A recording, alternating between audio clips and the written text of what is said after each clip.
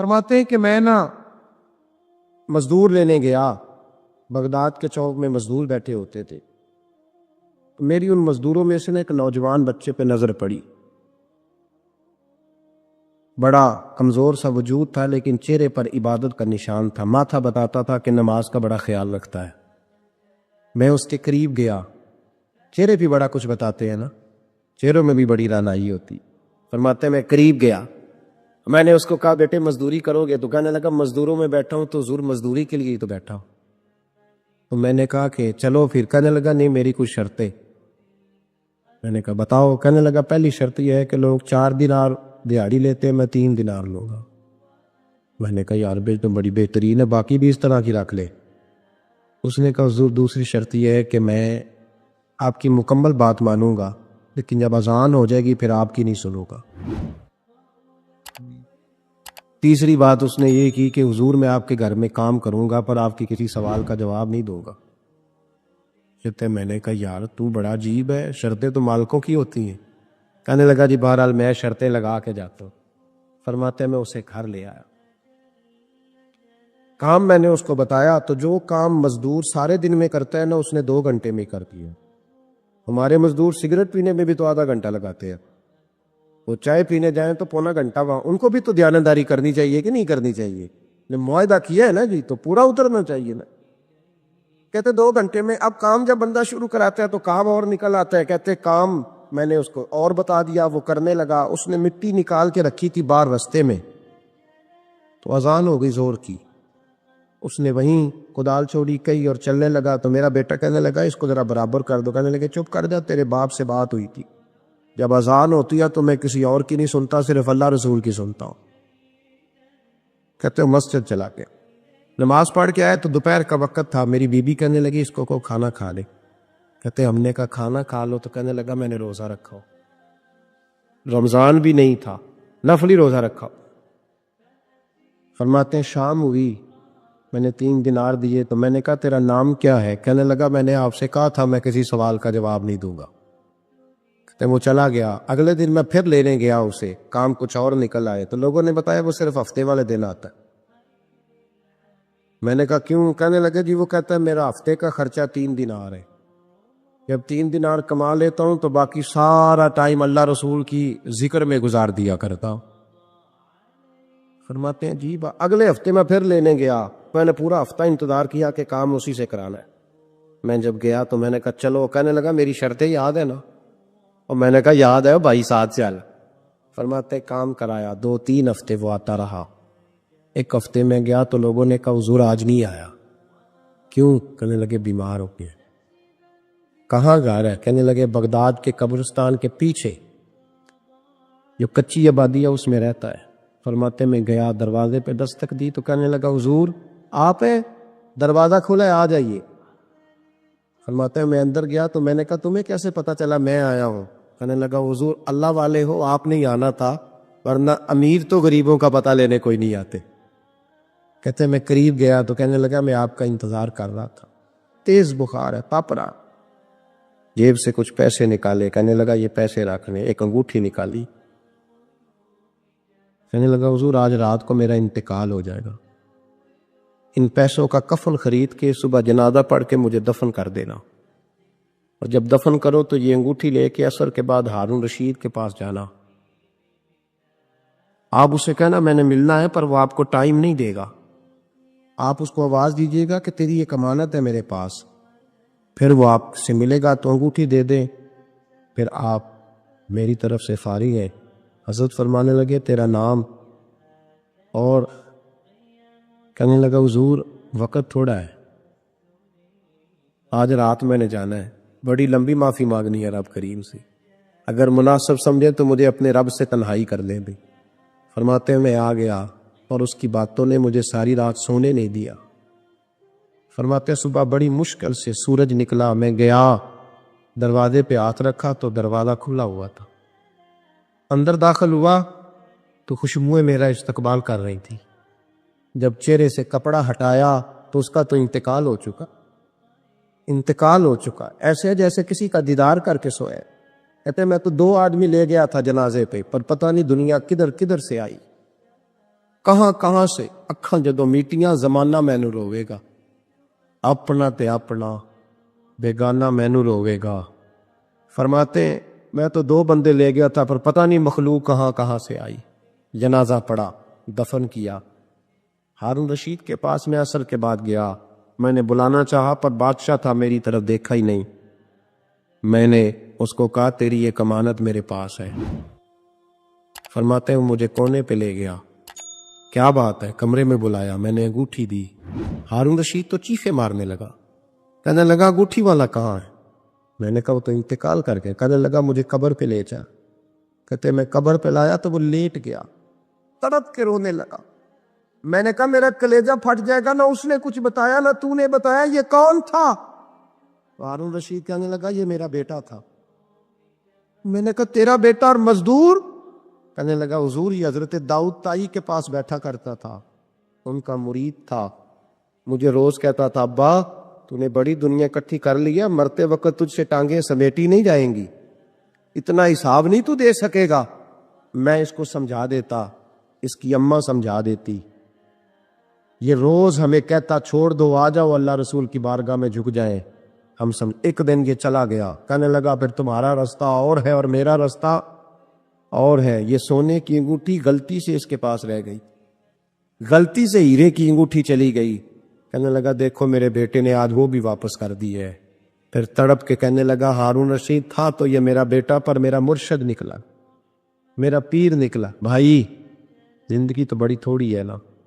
بابا صاحب نے کہا تھا اٹھ فریدہ ستیا، اور داڑھی آ گیا ہی پور، اگا لیڑے آ گئے، پچھا رہ گیا ہی دور۔ اٹھ فریدہ ستیا خلقت ویکھن جا، متے کوئی مل جائی بخشیا تے تو ہی بخشیا جا۔ اٹھ فریدہ ستیا چاڑو دے مسیت، تو ستے رب جاگدا تیری ڈاڈے نال پریت، میرا رب ہمیں بھی اپنی بارگاہ میں قبول فرما۔ ایک بات اور بڑی ضروری ہے اور میرا دل کرتا ہے یہ تقریر روز کی جائے۔ اخلاق حسنہ کا کمال یہ ہے کہ خوددار رہ کے زندگی گزارے، عزت نفس کے ساتھ۔ یہ ہاتھ پھیلانا چھوڑ دے، یہ امیروں کی جیبیں دیکھنی چھوڑ دے۔ آپ یقین کریں کبھی بڑی بڑی تکلیف ہوتی ہے۔ ایک اجتماع میں ایک پروگرام میں گیا تو وہاں قاری صاحب نے ایک صاحب کا LPA صاحب کو بلایا ہوا تھا، تو کھانے کی میز پہ بیٹھے تو وہ علماء کو نصیحتیں کر رہے تھے، آپ لوگ یہ جمعہ پڑھایا کریں، آپ کو پتہ نہیں ہے لوگ کہاں چلے گئے، آپ لوگوں کو لڑائے نہیں۔ تو میں اس لیے خاموش رہا کہ اب انہوں نے فنڈ بھی دیا ہوگا، علماء بیچاروں کی مجبوری ہوتی ہے، جیب سے کہاں خرچ ہو سکتا ہے، اتنے پیسے نہیں ہوتے کسی جگہ سے۔ اب وہ نصیحتیں کرنے لگ گیا، آپ لوگ ان کو جمع کریں۔ کیوں بھلا؟ اس لیے کہ اگر خودداری ہو نا تھوڑے پہ گزارے کا تو پھر ان جیسے لوگوں کی ضرورت نہیں پڑتی۔ یہ جب ان سے کوئی تھوڑا سا آپ توقع رکھتے ہیں پھر یہ ظلم کرتے ہیں۔ تھوڑی دیر کے بعد پھر کہنے لگا جی میں آپ کو مضمون دیتا ہوں اگلے جمعے کا، آپ نے اگلے جمعے یہ تقریر کرنی ہے، تو پھر میری بھی کئی دفعہ مجبوری ہے، کچھ رگیں ایسی ہیں جو نہیں سانس لینے دیتی، وہ رضا کے نیزے کی مار ہے کہ ادب کے سینے میں غار ہے، پھر کسے چارہ جوئی کا وار ہے، یہ وار وار سے پار ہے۔ تو کئی دفعہ مجبوری ہوتی ہے نا، اٹ سٹ تے پکھڑا کوار گندل اسی اور بھی بوٹیاں جاننے ہیں، تو وہ مطلب اس نے سمجھا کہ ساری ایسے۔ تو کہنے لگا جی پھر بولے آپ وعدہ کرتے ہیں، میں کیا چوری صاحب کی کم کر دے ہو؟ کہنا پانڈے بنانے، میں کہ وہی بنایا کرو تیار نہ، یہ علماء کے معاملات میں مداخلت بند کر دے، آپ کو کیا پتا کیا موضوع بیان کرنا ہے، آپ علماء کو مشورہ دیں گے، جائے کام کریں اپنا۔ کبھی کسی نے اٹھ کے پائلٹ کو مشورہ دیا ہے کہ جہاز صحیح چلا؟ اس کے پاس ٹریننگ ہے، وہ مرضی کرے گا، جس طرح کا اس کا دل کرے گا وہ چلائے گا۔ کبھی کسی نے بس کے ڈرائیور کو اٹھ کے مشورہ دیا ہے کہ یہ والا گیئر لگا، گاڑی یہ گیئر مانگ رہی ہے؟ آپ خدا کا خوف کریں، یہ 8 سال مدرسے میں پڑھا ہے، اس کو پتہ ہے اس نے کیسے کر کے دین چلانا ہے۔ اور علماء نے الحمدللہ علماء یہ جتنی آپ کو کہتے نہیں مولویوں نے کیا کیا ہے، تو میں نے کہا مسجدیں کم ہوتی ہے، قرآن سنانے والے زیادہ ہوتے ہیں، یہ علماء کی محنت ہے اللہ کے فضل سے۔ ہر مسجد میں اذانیں ہوتی ہے، جمعے کا خطبہ ہوتا ہے، یہ علماء کی محنت۔ اور پھر میں نے ان سے قبلہ سے بھی عرض کی، میں نے کہا چھوڑ دیا، آپ ہمیں بلائیں، مسجد والا سپیکر چلائیں، اب کوئی بندوبست نہ کریں، آپ مسجد کی چٹائیاں بچھائیں، ہم کو محتاج ہے، کہ ہمیں بہت زیادہ بندوبست ہوگا تو نوٹ گریں گے تو تب بھی تقریر ہوگی یہ رسول اللہ کا دین ہے. اگر کفار مکہ کے مجمع میں کھڑے ہو کے اکیلے جناب ابو بکر صدیق مصطفیٰ کی شانیں بیان کر سکتے ہیں تو ہم بھی ہر جگہ کھڑے ہو کے بیان کر سکتے. کوئی ایسا مشکل کام نہیں ہے. Itan laki dilaboya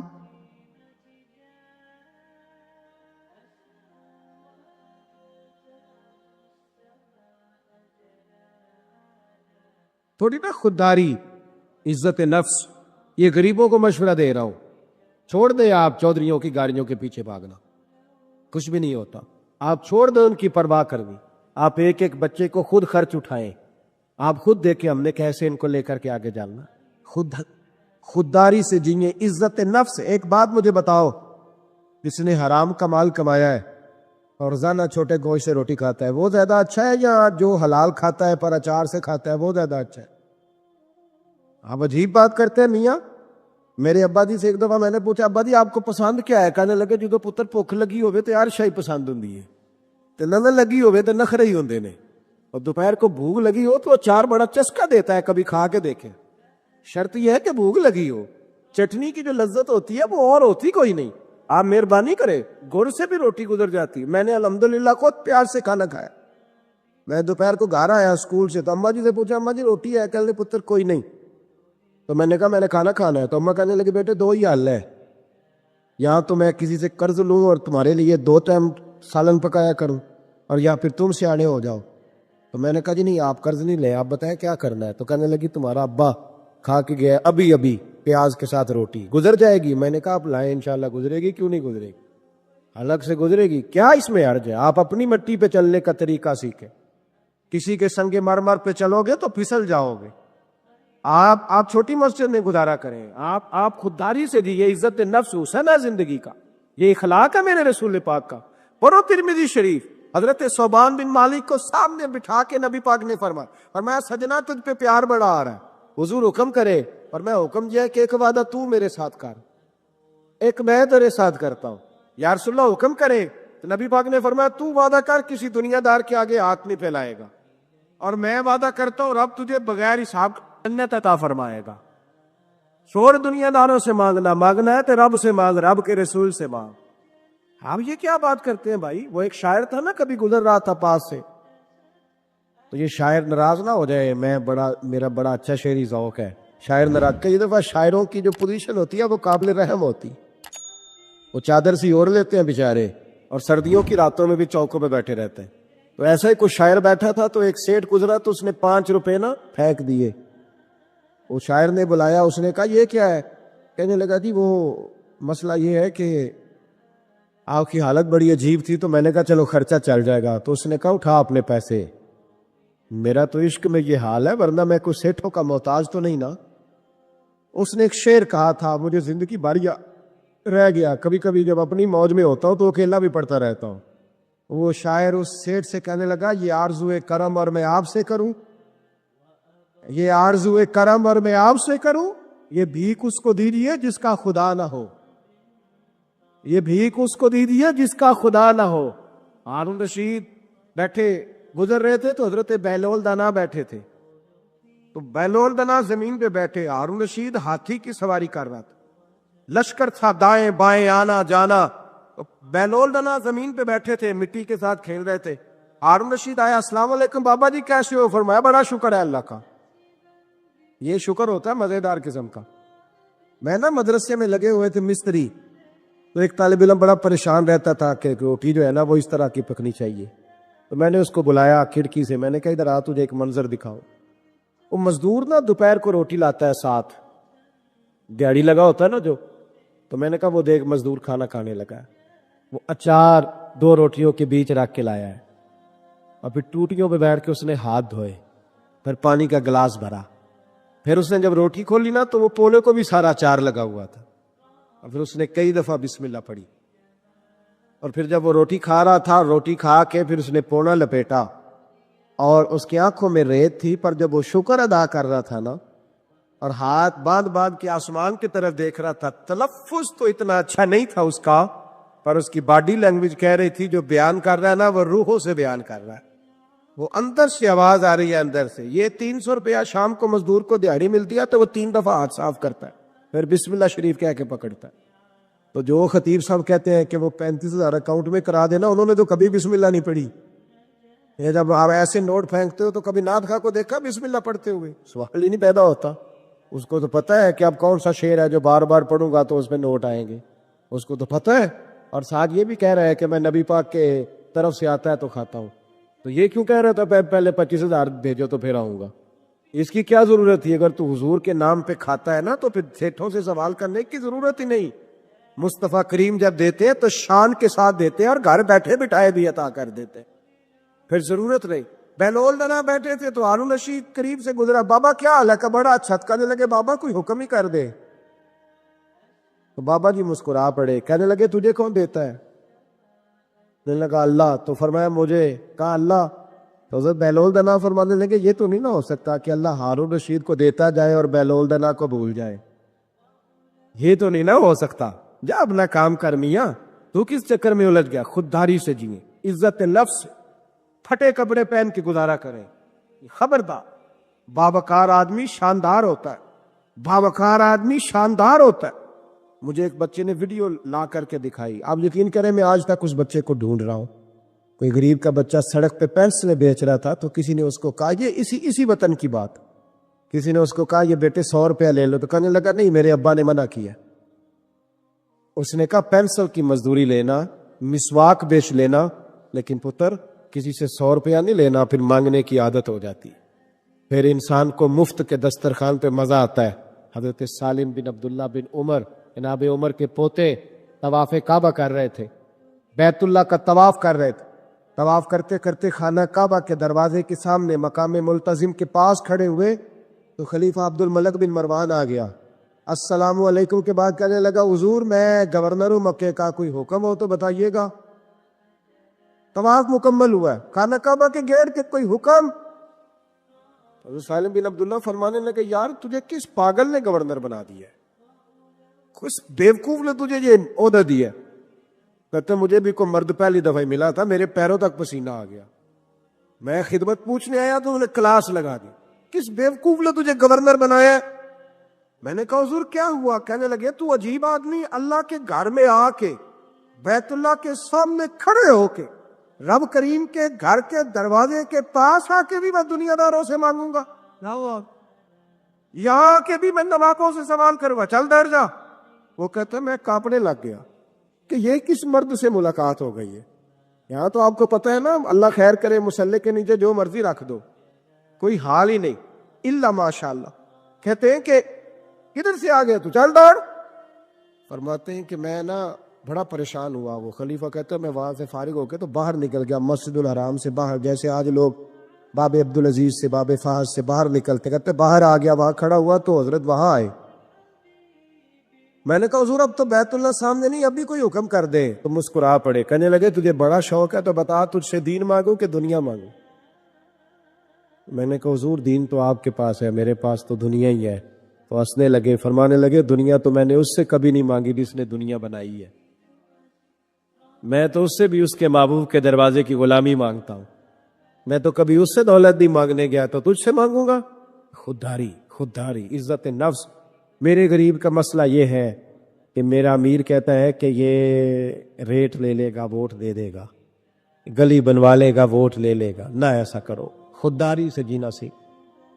ام ربیعہ ایک خاتون تھی, بڑی نیک عورت تھی, بغداد میں رہتی. اللہ تبارک و تعالیٰ نے بڑی دولت عطا فرمائی. ان کی شادی بھی ایک دولت مند سے ہوئی, ایک دولت مند سے شادی ہوئی. فرماتی ہیں کہ میں چھت پہ بیٹھی تھی اپنے شوہر کے ساتھ, وہ دولت مند تو بڑا تھا پر متکبر بھی بڑا تھا.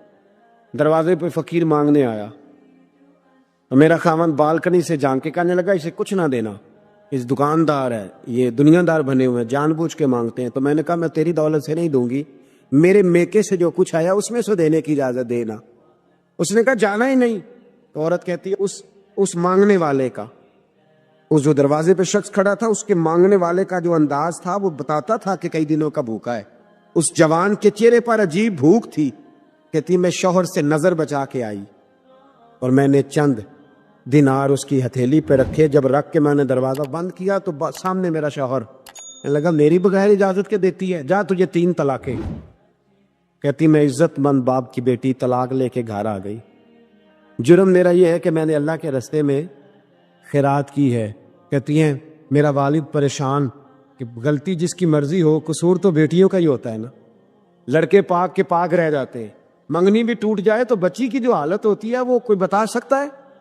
تو کہتی ہے میں شدید پریشان, میرے والد اور والدہ بھی پریشان, رشتہ کہاں سے آئے گا؟ 1-2 سال ہم شدید کرب میں رہے, رشتہ آیا تو بڑے امیر آدمی کا. میں طلاق یافتہ تھی پر بندے کوارے کا رشتہ آیا. کہتے ہیں جب وہ رشتہ ہو گیا میں پہلے دن اپنے خاوند کے پاس گئی تو مجھے کہنے لگا مجھے جانتی ہو میں کون ہوں؟ میں نے کہا نہیں. کہنے لگا میں وہی ہوں جو تیرے دروازے پہ خیرات لینے آیا تھا. تجھے میری وجہ سے طلاق ہوئی تو میں اسی رات جا کے مصلے پہ رویا کہ مولا میری وجہ سے بیچاری کا گھر اجڑ گیا. پھر میں نے 18 گھنٹے محنت کی تو میں نے تجھے عزت دینے کے لیے. کہنے لگا اب تجھے بیوی بنا کے نہیں مہرانی بنا کے رکھوں گا, میں تیری نوکری کروں گا, تو میری محسنہ ہے. کہتی ہیں 1 سال گزرا, مجھے اللہ نے بیٹا بھی دیا. میں چھت پہ اپنے شوہر کے ساتھ بیٹھی, دروازے پہ مانگنے والا آیا تو میرا شوہر سارے کام خود کرتا تھا. آج جب مانگنے والا آیا تو کہنے لگا جب کوئی مانگنے آیا تو نے دینے جانا ہے. کہتی ہے میں دروازے پہ مانگنے والے کو دینے گئی تو میری چیخ نکل گئی, میں دھڑام سے گری. میرا شوہر دوڑا آیا, کیا ہوا؟ کہنے لگی پتہ ہے مانگنے کون آیا؟ یہ وہی ہے جو میرا پرانا شوہر تھا. بے پرواہی ویک سجن دی جتھے کسے دی پیش نہ جاوے, اونے تاجاں والے در در رولے. تاجاں والے تار تخت و تاج والے, تاجاں والے در در رولے تے منگتے تخت بٹھاوے. اوے سجنا کسے نو گھر آ ملدا ای, کوئی کعبےوں خالی آوے. کہتی ہوں میں ربیہ کہ وہ شخص میرے دروازے پہ, میں رونے لگی. ہمارے اندر کچھ کمیاں ہوتی ہیں, کچھ کمیاں. امام غزالی رحمۃ اللہ تعالیٰ علیہ فرماتے ہیں غریب کی یہ کمی ہوتی ہے کہ وہ خودداری چھوڑ دیتا ہے, ہاتھ پھیلانا آسان سمجھ لیتا ہے. یہ غریب کی کمی ہوتی ہے. غریب خوددار رہے تو اللہ اسے عزت عطا کرتا ہے. آپ فرمایا کرتے امیر میں تکبر آتا ہے, امیر خوشامد کو پسند کرنے لگ جاتا ہے. اس طرح بہت سارے کام کرنے کے باوجود بھی نیکی نہیں حاصل کر پاتا. فرماتے ہیں جاہل جو ہوتا ہے نا, جاہل, اس میں یہ کمی رہتی ہے کہ وہ اپنی جہالت کی وجہ سے بہت سارے لوگوں کو برا سمجھتا ہے. اور آپ فرماتے ہیں عالم, صوفی اور درویش میں یہ کمی ہوتی ہے کہ وہ کئی دفعہ اپنے آپ کو دوسروں سے بڑا سمجھنے لگ جاتا ہے, اس میں بھی کمی آ جاتی ہے. کئی میری طرح کے لوگ باہر کھڑے ہو کے انتظار کر رہے ہوتے ہیں کہ نعرہ لگے گا تو محفل میں جائیں گے. میں نے بعد میں لوگ مطالبہ کرتے ہیں کہ میں نے تلاوت کیا تو بتاؤ کیسی کی ہے. ان کا دل کرتا ہے کہ کوئی کہے آج بڑی اچھی نعت پڑھی, کوئی کہے کہ آج تو آپ کی تقریر نے کمال کر دیا. امام صاحب فرماتے ہیں یہ کمزوری ہے اندر کی, باطن کی کمزوریاں ہیں, یہ نقائص ہیں ہمارے کہ ہم مطمئن نہیں ہوتے. اس کا نقصان یہ ہوتا ہے کہ آہستہ آہستہ جسمانی زندگی پروان چڑھ جاتی ہے, روحانی زندگی کمزور ہو جاتی ہے. روٹی کھانے میں لذت آنے لگتی ہے, نماز پڑھنے کا ذائقہ ختم ہو جاتا ہے. سیر مزہ دینے لگتی ہے اور تلاوت قرآن مجید بوجھ بننے لگ جاتا ہے. خوشامد اچھی لگتی ہے اور درود پاک پڑھنا یا تسبیح لے کے ذکر کرنا, یعنی اپنی تعریف سن لیتا ہے, اللہ رسول کی کرنا مشکل ہو جاتی. یہ کب ہوتا ہے؟ جب اس کے اندر کچھ کمیاں رہ جاتی. بخار چڑھنے سے انسان کا چہرہ مورا اسی طرح رہتا ہے, لیکن چونکہ اس کا باطنی نظام خراب ہو جاتا ہے, اب مرضی کا کھانا بھی پکا ہو تو کھانے کو دل نہیں کرتا کیونکہ اندر کا نظام گڑبڑ ہو گیا. اگر تو اپنی اس کمزوری کو دور کرنے میں کامیاب ہو گیا تو پھر تو کامیاب ہے, اور اگر تو اس کمزوری میں الجھ گیا تو پھر تو پہلے سے بھی زیادہ تباہ ہو. لَقَدْ خَلَقْنَا الْإِنسَانَ فِي أَحْسَنِ تَقْوِيمٍ ہے یہ سب سے پیارا, لیکن ثُمَّ رَدَدْنَاهُ أَسْفَلَ سَافِلِينَ کئی دفعہ گر جاتا ہے سب سے نچلے طبقے. ایک غلطی ہوتی ہے, ایک گناہ ہوتا ہے, اس کو لوگ ٹھیک نہیں کرتے, اپنے آپ پر محنت نہیں کرتے. ایک گناہ ساری باطنی بیماریوں کا پیش خیمہ بنتا. میرے نبی پاک صلی اللہ علیہ وسلم کا کمال یہ ہے کہ حضور صلی اللہ علیہ وسلم نے نا لوگوں کے دلوں میں بات بٹھا دی تھی کہ گناہ گناہ ہوتا ہے. گناہ آج کا سب سے بڑا مسئلہ یہ ہے کہ لوگ گناہ گار ہو کے بھی اپنے آپ کو گناہ گار ماننے کو تیار نہیں, تسلیم نہیں کر. پتہ ہے میں متکبر ہوں, پتہ ہے جو آدمی کہتا ہے نا فلاں نے مجھے سلوٹ نہیں کیا, اصل میں وہ خود متکبر ہوتا ہے, لیکن وہ سامنے والے پہ الزام لگا رہا ہے دیکھو جی مجھے ہی سلوٹ نہیں کیا. تو بھائی آپ کون ہوتے ہیں پہلے بتائیں نا. جو آپ نے بات کر دی کہ مجھے سلوٹ نہیں ہوا تو یہ آپ نے سامنے والے پر اعتراض کیا کہ وہ متکبر ہے. تو دراصل مسئلہ کیا ہے؟ دراصل بات یہ ہے کہ آپ کے اندر روگ ہے. وہ جو آپ کہتے ہیں نا وہ فلانا دیکھو جی پتہ نہیں کیا سیاست کی ہے, چمک گیا ہے, تو آپ ماننے کو کیوں نہیں تیار کہ آپ جالس ہے اس سے؟ کیوں نہیں مان لیتے کہ حسد ہے؟ کیوں نہیں مان لیتے کہ اللہ کا فضل اگر اس پہ ہوا ہے تو آپ کی طبیعت مان نہیں رہی؟ کیوں نہیں مان لیتے؟ یہ ہوتا ہے. یہ جو باطن کا روگ ہے اسی کو صوفیہ طریقت کہتے ہیں, تزکیہ نفس کہتے ہیں, تصفیہ باطن کہتے ہیں. اسی کے لیے لوگ کسی اللہ والے کے پاس جاتے تھے, اسی کے لیے اپنے آپ کو پیش کرتے تھے, اسی کے لیے کسی خانقاہ کی مسجد میں جھاڑو دیتے تھے, اسی کے لیے کسی اللہ کے ولی کے جوتے اٹھاتے تھے, اسی کام کے لیے وہ لوگ کہیں جایا کرتے تھے کہ جو روگ ہے نا اندر کا. ہم لوگ گناہ کو گناہ نہیں سمجھتے. میرے محبوب نے احساس پیدا کیا گناہوں کا. میں جمعے میں کہہ رہا تھا کہ حضرت عمر فاروق رضی اللہ تعالیٰ عنہ نے جو بڑا انقلاب برپا کیا نا, وہ اس لیے نہیں کیا کہ آپ کی فوجی طاقت بڑی مضبوط تھی, وہ اس لیے نہیں ہو گیا, حالانکہ مضبوط تھی وہ بھی. اس لیے نہیں کیا کہ آپ بڑے بہترین سیاستدان تھے, آپ کو تدبیر بڑی عمدہ آتی تھی, یہ ساری باتیں ٹھیک تھی, لیکن حضرت عمر نے انقلاب اس لیے برپا کیا کہ ان کی روحانی زندگی بڑی مضبوط تھی. اور اللہ قرآن مجید میں فرماتا ہے یا ایھا الذین آمنوا ان تتقوا اللہ یجعل لکم فرقان, ایمان والو اگر تم مجھ سے ڈرو گے تو میں تمہیں بصیرت کی روشنی عطا کروں گا, میں تمہیں شعور کی دولت دوں گا, تمہیں حق اور باطل میں صحیح فیصلے کی تمیز عطا کر دوں. دیکھیں کون سا انعام قرآن نے بیان. دیکھیں نا دنیا میں خوش نصیب بندہ وہ ہے جس کے فیصلے صحیح ہوتے, جس کے فیصلے. تو ان تتقوا اللہ یجعل لکم فرقان, یہ سورہ انفال کی آیت نمبر 29 ہے, کبھی پڑھیے گا. قرآن مجید کی آیات بڑا مزہ دیتی ہیں. فرمایا اگر تم مجھ سے ڈرو گے تو میں تمہیں بصیرت کی روشنی دوں گا, باطن کا نور دوں گا, پھر تمہاری سادی باتیں بھی بڑے بڑے انقلاب پیدا کر جائے گی, پھر تمہارے لب و لہجے کی سادگی بھی بڑا کچھ کر جائے گی. لیکن شرط یہ ہے کہ ان تتقوا اللہ, تعلق بندوں سے نہ رکھنا, تعلق اللہ سے رکھنا, اللہ سے ڈرنا. وَيُكَفِّرْ عَنْكُمْ سَيِّئَاتِكُمْ وَيَغْفِرْ لَكُمْ, فرمایا میں تمہارے گناہ بھی معاف کر دوں گا اور تمہاری بخشش بھی فرما دوں گا. حضرت عمر فاروق نے نا ایک دن مچھلی کھانے کو دل چاہا. ہماری منصوبہ بندی ہوتی ہے جب لوگ جمعہ پڑھنے آتے ہیں تو گھر میں چھوٹا گوشت دے کے آتے ہیں, سخت گرمیوں میں بھی, کہتے میرے آنے تک نے اس کو پکا دینا. تو بہو بیچاری اگر کبھی نمک زیادہ ڈال لینا, تو ابھی حاجی صاحب جو نماز پڑھ کے آئے ہیں تازی, وہ آتے ہی فوراً کہتے ہیں اپنے بیٹے سے کہ اتنا بھی نہیں تو نے اس کو سکھایا کہ میرے ابا نے خود تجھے گوشت لا کے دیا ہے. تو ایک جیتی جاگتی خاتون, ایک مسلمان جس کو بیٹی بنا کے لایا ہے, اس کی انسلٹ کر دی جاتی, توہین ہو جاتی, اور اس کے باوجود وہ حاجی صاحب ناراض ہوتے ہیں. پتہ ہی کوئی نہیں میں مطلب ماں بدولت میں حاجی بھی ہوں, نمازی بھی ہوں, سیٹ بھی ہوں, چودھری بھی ہوں, نواب بھی ہوں, اور میرا گوشت خراب کر دیا. یہ ہماری خواہشات نفس نے بڑے لوگ کچل دیے. وہ لوگ اپنی غلطی کو غلطی سمجھتے. حضرت عمر کبھی کوئی خواہش نہیں کی, مچھلی کھانے کو دل چاہا تو آپ کے غلام کا نام یرکا تھا. کچھ غلام بڑے وفادار ہوتے ہیں, وہ بیٹوں سے بھی پیارے ہو جاتے. حضرت مولا علی کے غلام تھے کمبر. ایک دن کمبر نے کہا حضور آپ نے کبھی خوش ہو کے بتایا نہیں کہ آپ کتنے خوش ہیں. تو آپ فرمانے لگے میں تجھے خوش ہو کے بتاتا نہیں میں تجھ سے کتنا خوش ہوں. جب میں تجھ سے خوش ہوتا ہوں نا تو میں تیرے لیے اسی طرح دعا مانگتا ہوں جس طرح میں اپنے حسن اور حسین کے لیے دعا مانگتا. کچھ غلام بڑے پیارے ہوتے ہیں, وہ دعائیں کراتے نہیں, وہ دعائیں لے لیتے ہیں. ان سے دعائیں نکلتی ہیں, وہ فیکٹری میں ملازمت ڈیوٹی سمجھ کے نہیں کرتے, وہ اپنا گھر بنا لیتے ہیں. وہ وفادار ہوتے ہیں, وفادار.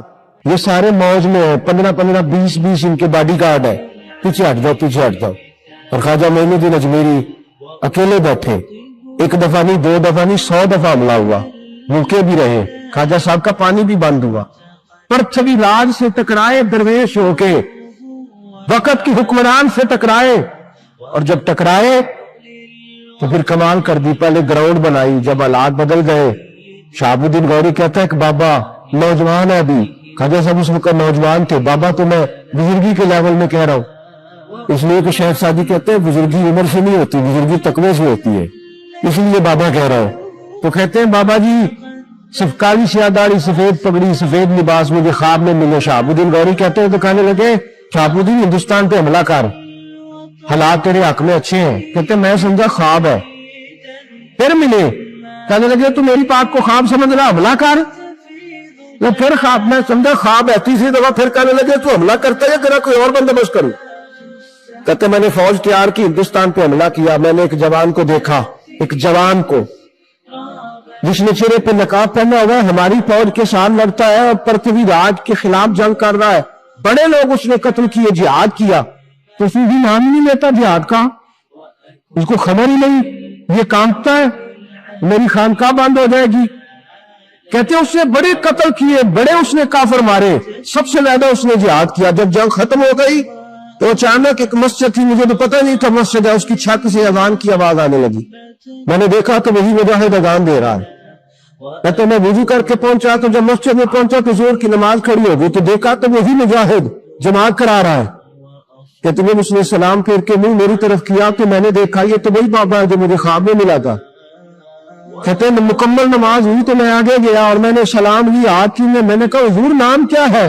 कहने लगे नाम उनका होता है जो कोई काम करते हैं, मैं तो एक फकीर हूं, मुझे नाम की जरूरत ही नहीं। का फिर भी बताइए। कहने लगे फकीर को मोइनुद्दीन अजमेरी कहते हैं। तो वो तो दीन की सरबुलंदी वाले लोग। हजरत ख्वाजा अजमेर ने शहाबुद्दीन गौरी खुद अपने कलम से लिखा है, उसका तहरीरी खत आज भी मौजूद है। आप जब हिंदुस्तान का इंसाइक्लोपीडिया पढ़ते हैं तो उसमें मिलता है शहाबुद्दीन गौरी ने अपने कलम से लिखा था, फौज लेके मैं आया हूं लेकिन इस हिंदुस्तान में दीन की मुकम्मल ग्राउंड अगर बनाई है तो ख्वाजा मोइनुद्दीन अजमेरी ने बनाई। हजरत ख्वाजा अजमेर रहमतुल्लाह। और फिर भी हिंदू बाज नहीं आए। एक दिन ख्वाजा साहब खाना खा रहे थे तो एक दरवेश आया, खाने लगा, हुजूर एक बंदा मिलने आया है और उसकी आंखों में बड़ा अजीब सा रंग है, वो कहता है बड़ी तारीफें करता है, आपके पीर से मिलना है। पर मैं अच्छा तो ले आओ। तो आया तो ख्वाजा साहब ने खाना खिलाया, पास बिठाया, कहने लगा आप मुझे बड़े अच्छे लगते हैं, आपकी क्या बात है, बड़ा कुछ कर दिया। आप फरमाने लगे बेटे तारीफें कर ली तूने मेरी। लगा कर ली। वो कहने लगे जिंदगी में वक्त बड़ा कीमती है, फजूल बातों में जाया नहीं करना चाहिए। मैंने सारे दरवेश बाहर भेज दिए हैं, तू और मैं अकेले ही है, चल जो करना कर दे, करना कर दे। वो कांपने लगा, कहने लगा जी क्या करना है। तो ख्वाजा साहब ने उसकी चादर खींची तो बगल से खंजर जमीन पे गिर गया। मेरे नबी पाक सल्लल्लाहु अलैहि वसल्लम ने फरमाया आखिरी जमाने में कुछ लोग आएंगे, जुबानें शहद से ज्यादा मीठी होगी, दिल उनके भेड़िए से ज्यादा खतरनाक होंगे। फरमाया कर ले जो करना है। खंजर गिर गया तो ख्वाजा साहब उसकी तरफ देखा तो रोने लगे। आप फरमाने लगे मैं शहजादा था और जब मैं शहजादगी छोड़ के हिंदुस्तान आया था तो मैं अपने रसूल के नाम पर मरने ही आया था, तो तुम्हें तो जरूरत ही नहीं है बहाने करने की, तारीफें करने की, मारो मैं तैयार हूं। कदमों में गिरा, कहने लगा हुजूर मुझे पता चल गया है आप सच्चे हैं, आप खरे हैं। फरमाया क्यों। कहने लगा इसलिए कि आपके इखलाक में मैं इखलाक मुहम्मदी की झलक देख रहा हूं सल्लल्लाहु अलैहि वसल्लम। कदमों में गिर गया। मेरे भाई हजरत अजमेरी ने दीन फैलाया, 97-98 साल तबलीग फरमाई। ख्वाजा अजमेरी के बाद उनके किसी बेटे का नाम नहीं आता, सीधा ख्वाजा कुतुबुद्दीन साहब का नाम आता है। ख्वाजा कुतुब साहब के बाद उनके बेटे का नाम नहीं आता, हजरत बाबा फरीदुद्दीन का नाम आता है। बाबा फरीद के बाद उनके बेटे का नाम नहीं आता, ख्वाजा निजामुद्दीन औलिया का नाम आता है। अब सजादा नशीनियां प्रॉपर्टियां बन गई है, जायदादें बन गई हैं, अब प्रॉपर्टी बनाई जाती है, बाद में बेटा बिठाया जाता है। ये कारोबार है, ये धंधा है। औलिया चिश्त में जिस बिजनेस में अपने जमाने में बड़ा उरूज पाया उनका नाम ख्वाजा कुतुबुद्दीन बख्तियार काकी है। सब बोलिए रहमतुल्लाह है ताला अलैह। ख्वाजा कुतुबुद्दीन ये शहजादे थे और मुरीद हुए तो ख्वाजा मोइनुद्दीन साहब के साथ ही आ गए दिल्ली में। ख्वाजा मोइनुद्दीन साहब की भी क्या बात, अताए रसूल हिंदू वली, और इनके मुरीद थे बाबा फरीदुद्दीन गंज शकर।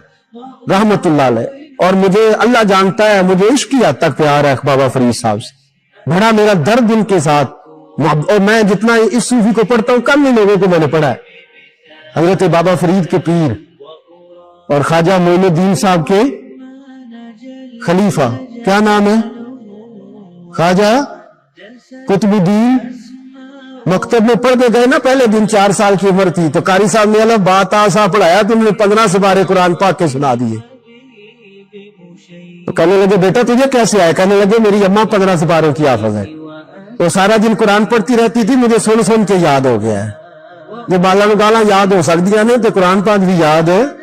अल्लाह खैर करे, शर्त यह है कि हम घर में कुरान पढ़े, बच्चों को सुन सुन के भी याद हो ही जाता है। ख्वाजा कुतुबुद्दीन इतना अरूज पाया इस शेख कामिल ने कि वक्त का बादशाह भी मुरीद हो गया। सुल्तान शमसुद्दीन तमश मुरीद था, दिल्ली का बादशाह भी मुरीद था, अजमेर का बादशाह ख्वाजा मोइनुद्दीन साहब का मुरीद नहीं हुआ ना, पाकपतन का बादशाह बाबा फरीद का मुरीद हुआ, लेकिन ख्वाजा कुतुब साहब को अल्लाह ने जी अजमत भी दी। ये शान है ना, अगरचे सदका सारा ख्वाजा मोइनुद्दीन के कदमों का ही था, लेकिन दिल्ली का बादशाह मुरीद हुआ, और इतना आला मुरीद हुआ कि जब ख्वाजा कुतुबुद्दीन साहब का विसाल हुआ तो 3 शर्तें लगाई थी। फरमाया मेरा जनाजा वो पढ़ाए, जब से तौबा किया फिर उसका सीने बद हराम के लिए ना खुलाओ, और जब से तौबा किया फिर लुकमा हराम उसके गले से ना गुजराओ, और जब से तौबा किया फिर कभी नमाज तहज्जुद भी कजा। बड़े बड़े सूफी मेरी तरह के गर्दन झुका के खड़े हो गए। 7वीं सब से दिल्ली का बादशाह निकल आया, कहने लगा पीरा सारी जिंदगी मैंने पर्दादारी से इबादत की थी, तो जाती दफा मुझे बेनकाब कर गया है।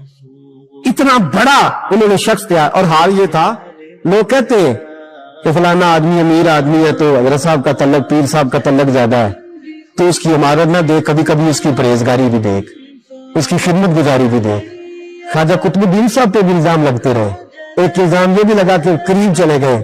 हुआ क्या, जब बादशाह मुरीद हुआ तो कहने लगा हजरत जी मैंने बादशाह नहीं करनी, मैंने अब खानकाह में रहना है। तो फरमाया बेटा तू छोड़ देगा तो कोई जालिम बैठ जाएगा। तो हुजूर फिर क्या हुक्म है? फरमाने लगे तूने करनी है। तो कहा हुजूर आप वो कहाँ होते हैं, मैं कहाँ होता हूँ, दिल ही नहीं लगता। तो आप फरमाने लगे मैं डेरा उठा के तेरे करीब ले आता हूँ। ख्वाजा साहब 1 किलोमीटर के फासले पर डेरा उठा के ले आए। फरमाने लगे मैं तेरी तरबियत करता रहूंगा तो मखलूक का भला करते रहना। सल्लल्लाहु अलैहि, तू हुजूर की उम्मत का अल्लाह वो करीब है। उस वक्त भी लोगों ने बड़ी बातें की कि देखो जी बादशाह था ना तो पीर साहब ही नेड़े आ गए। लोग देखते नहीं कि असल बात क्या है। खैर वक्त गुजर गया, बादशाही मुरीद हो गया, तो फिर दिल्ली सारे में इस्लाम, इतना अदल इंसाफ, हिंदुओं को बात पसंद ना आई। उन्होंने कुछ मुसलमान खरीद लिए।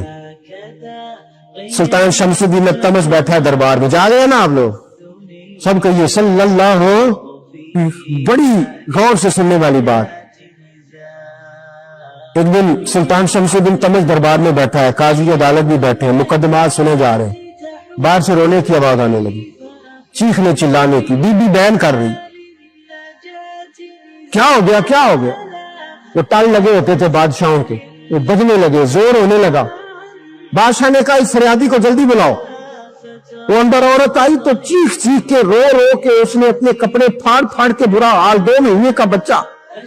लोग उसकी आहोजारी पर उसकी तरफ मुतवज्जो, बीबी क्या हुआ, पानी पिलाओ बिठाओ, ये क्या हो गया। कहने लगी लुट गई, इज्जत बर्बाद हो गई, तबाह कर दी गई। मैं क्या हुआ?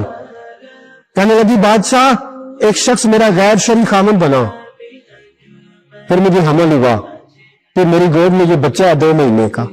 अब गई तो वो कहता है कि मेरा तो तेरे से तल्लक ही कोई नहीं। बादशाह कहने लगे ये सुल्तान शमसुद्दीन तमश की जगह है, और मैंने रसूलुल्लाह सल्लल्लाहु अलैहि वसल्लम के दीन के मुताबिक हुकूमत उस्तवार की है। कौन है वो तेरे साथ? अभी गर्दन ना काट दूंगा, बात कर कौन है। कहने लगी तो कुछ भी नहीं करेगा, कोई कुछ नहीं कर सकता। लोग कलमे छोड़ के बैठ गए, तवज्जो उधर हो गई।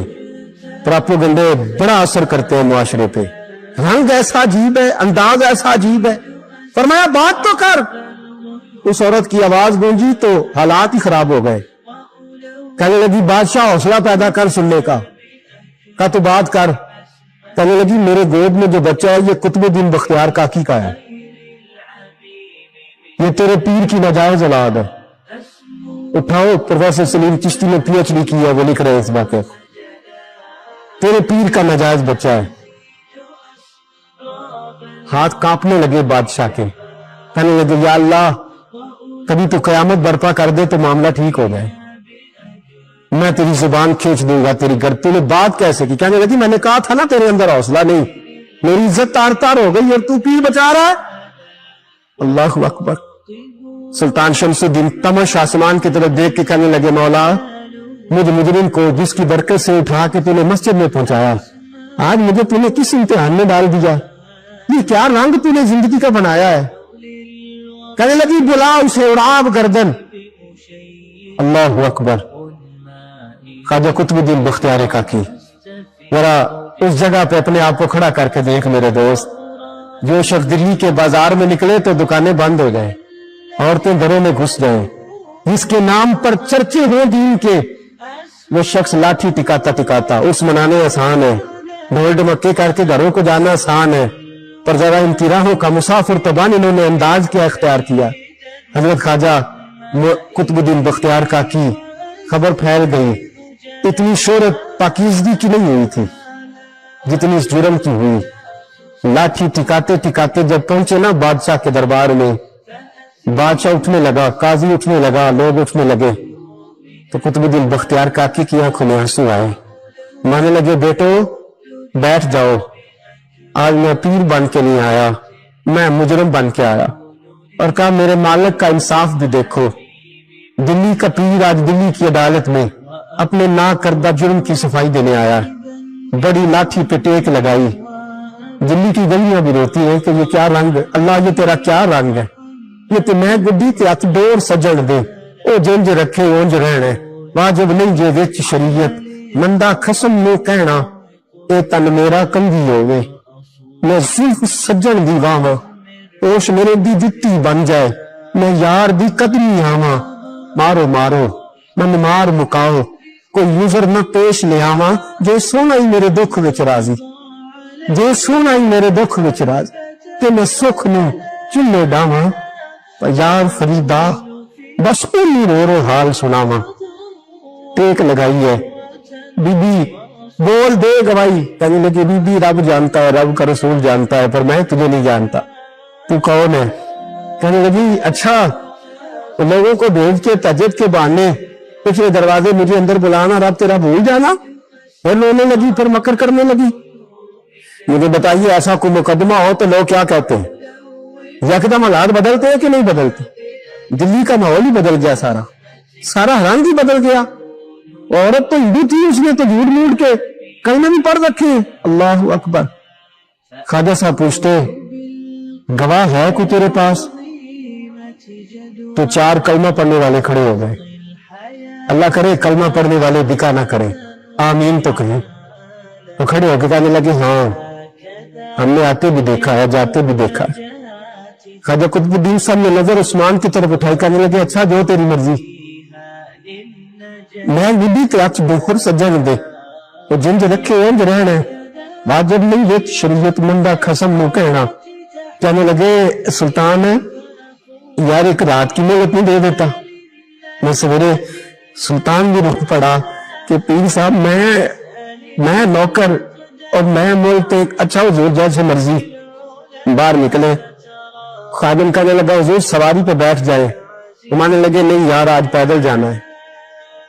اس دلی کے چوکوں نے مجھے بڑی سلامیاں دی ہے, ذرا میں دیکھوں تو صحیح دلی کے بازار میری رسوائی پہ کیا کہتے ہیں.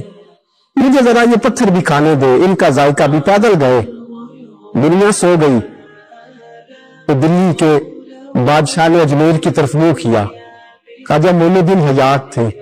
بے خبر ہو دو غلاموں سے وہ آقا کیا ہے, بے خبر ہو دو غلاموں سے وہ منہ کیا. کہنے لگے معین الدین میں کوئی لوارس تو نہیں لا, میں کوئی لوارس ہوں کہ یہاں جو میرے ساتھ مرضی ہو جائے. تیری مجبوریاں درست, مگر تیرا وعدہ تھا ساتھ دینے کا, وقت آیا ہے. میں کوئی لوارس نہیں کہ اب تو اجمیر میں بیٹھا رہے اور میں دکھ سارا کے لیے برداشت کروں.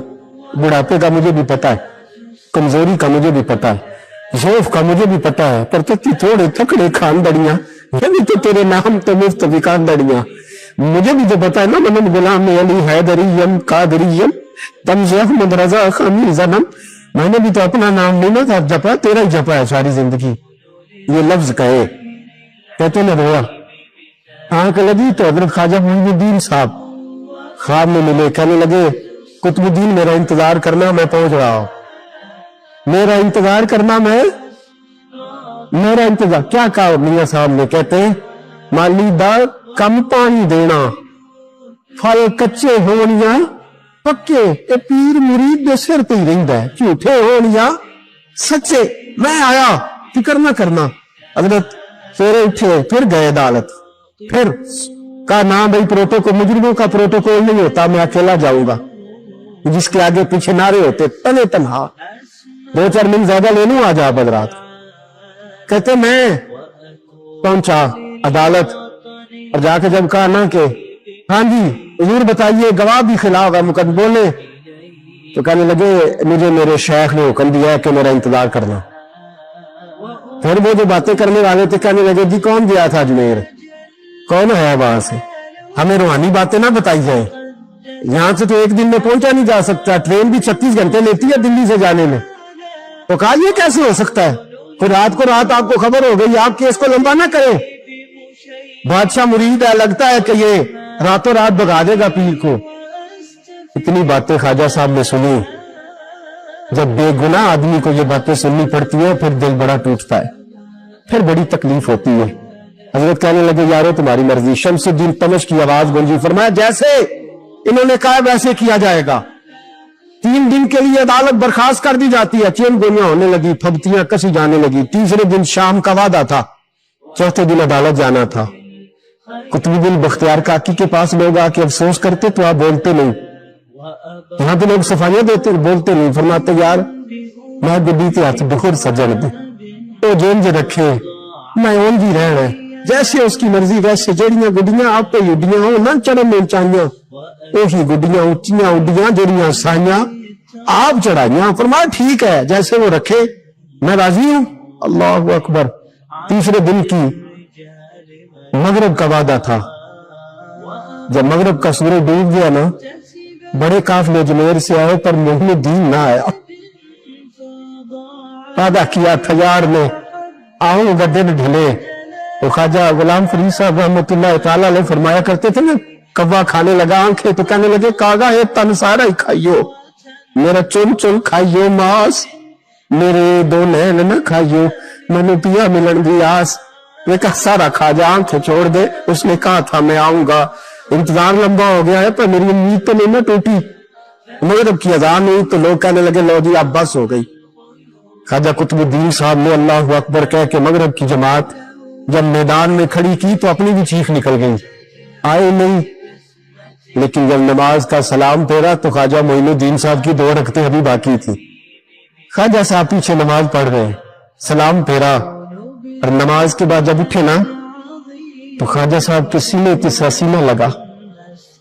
تو کہا حضرت جی میں شہزادہ تھا، آپ نے کہا تھا خشک روٹی کھانا تو میں نے خشک کھائی ہے، آپ نے کہا تھا فاقے کرنا تو میں نے کیے ہیں، آپ نے کہا وطن واپس نہیں جانا تو میں نہیں گیا. حضوری سے امتحان کا آپ نے بتایا ہی نہیں تھا، پھر مجھے بتا جاتے ابھی سفید داڑھی سے میں جواب دیتا پھروں. خواجہ معین الدین صاحب نے جھٹکا پیتے ہاتھ، تو زیادہ عزت والا ہے کہ یوسف زیادہ عزت والا تھا؟ تو زیادہ مقام والا ہے کہ عائشہ زیادہ مقام والی تھی؟ چپ کر، یہ کچھ صوفیاء کا طریقہ ہے، چپ کر. پھر غلطی ہو گئی، میں پہلے نہیں رویا، تو ملا ہے تو رویا ہو، میں پہلے نہیں تڑپا، میں نے شکوا نہیں، تو ملا ہے. اپنے ہی کو ملے تو دکھ یاد آتے نا. فرمایا چپ کر، جا سلطان سے کہہ دے سویرے نماز کے بعد عدالت لگا دے. سویرے جب عدالت لگی نا تو خواجہ معین الدین صاحب بازو پکڑا خواجہ قطب صاحب کا، نکلے تو دیکھا لائنیں لگی ہیں، مجمع لگا ہے، آنکھوں میں آنسو آ گئے. کہا حضور آپ کی روتے ہیں؟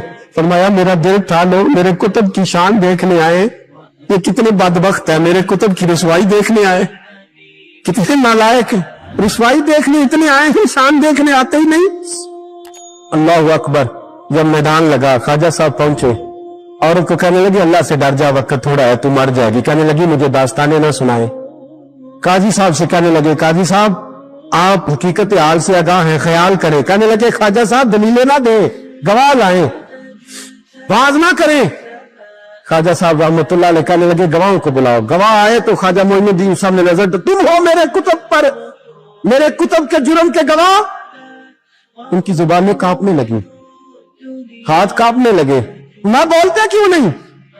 जब उनकी नजरें झुकी तो बादशाह कहने लगा, अगर अब तुमने गवाही ना दी तो तुम्हें मैं मुजरम बना के 80-80 कोड़े मारूंगा। कहने लगा, जी देखता है, जी देखा है हमने तहज्जुद के वक्त। जब सब गवाहियां पूरी हो गई, औरत भी तड़प रही है, रो रही है, 2 महीने का बच्चा गोद में है। अब बोलिए बोलिए, उलमाए ज़वार भी खड़े हैं, हसद करने वाले जलने वाले भी खड़े हैं, हिंदू तो वैसे ही तालियां बजा रहे। अजमेर का बूढ़ा, और ये आखिरी फेरा था ख्वाजा मोइनुद्दीन का दिल्ली में।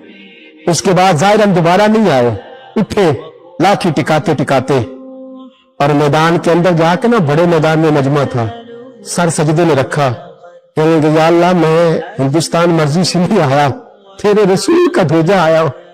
फिर उठे और कहने लगे, मौला तेरे नबी का फरमान है कि मेरी उम्मत के उलमा बनी इसराइल के नबियों की तरह होंगे। अगर यूसुफ के लिए बच्चा बोल सकता है तो मेरे कुतुब के लिए भी बोलना चाहिए। अगर यूसुफ अलैहिस्सलाम के लिए बोल सकता है तो मेरा कुतुबुद्दीन भी सच्चा है। इसके लिए फिर उठे, उस बीबी की तरफ बढ़े।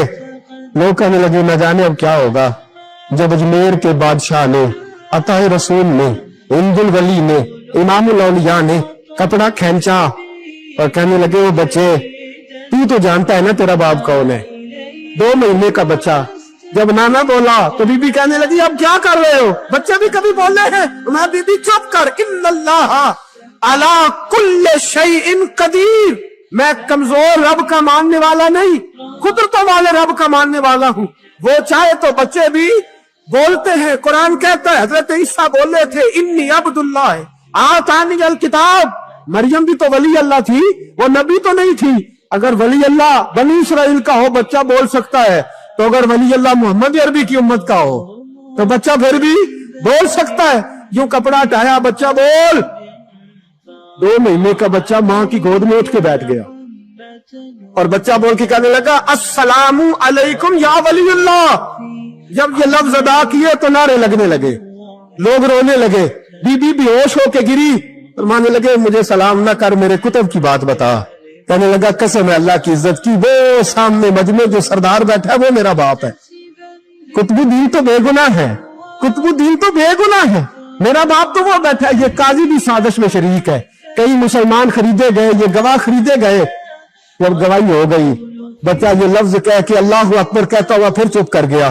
ख्वाजा कुतुबुद्दीन साहब का बाजू पकड़ा, ख्वाजा मोइनुद्दीन साहब ने मजमे से बाहर निकले। लोग कहने लगे, हुजूर आप कुछ बोलते नहीं। फरमाने लगे, जिसने बोलना था वो बोल चुका है, जिसने बोलना था वो, जो जादू वो जो सर चढ़ के बोले। फरमाया, तुमने फॉर्म पे नजर रखी और मैंने अल्लाह की कुदरत पे नजर रखी। तुमने इसके किरदार को झंझोड़ा और मैंने इसके किरदार को तामीर किया। हजरत सुल्तान शमसुद्दीन तमश भी पीछे दौड़े, कहा, हुजूर कहां ले जा रहे हो। और मैं, कुतुब मेरा आया, मैं अजमायर साथ लेके जा रहा हूं। अब मैंने अपना बच्चा तुम्हारे सुपुर्द, अब मेरे पास रहेगा। तुमने सताया मेरी उस्ताद को, अब ये मेरे पास रहेगा, मैंने नहीं तुम्हें देना। लोग राहें बिछा के, नजरें बिछा के बैठ गए, पाँव में गिर गए, कहने लगे, हुजूर हमारे लिए नहीं, रसूलुल्लाह के दीन के लिए, हमारे लिए नहीं, तामीर शरीयत के लिए, अदाए सुन्नत के लिए छोड़ जाइए। आजा साहब कहने लगे, कुतुबुद्दीन जा, तुझे छोड़ के जाता हूं, अब कयामत तक कोई तेरी रुसवाई की जरूरत नहीं कर सकेगा। अजीज याद रख, ना अफवाहों पे लगा करें, ना किसी बरादरी, किसी कौम, किसी शख्स के बारे में ऐसी बातें। यहां तो लोग गड़ गड़ के चीजें लाते,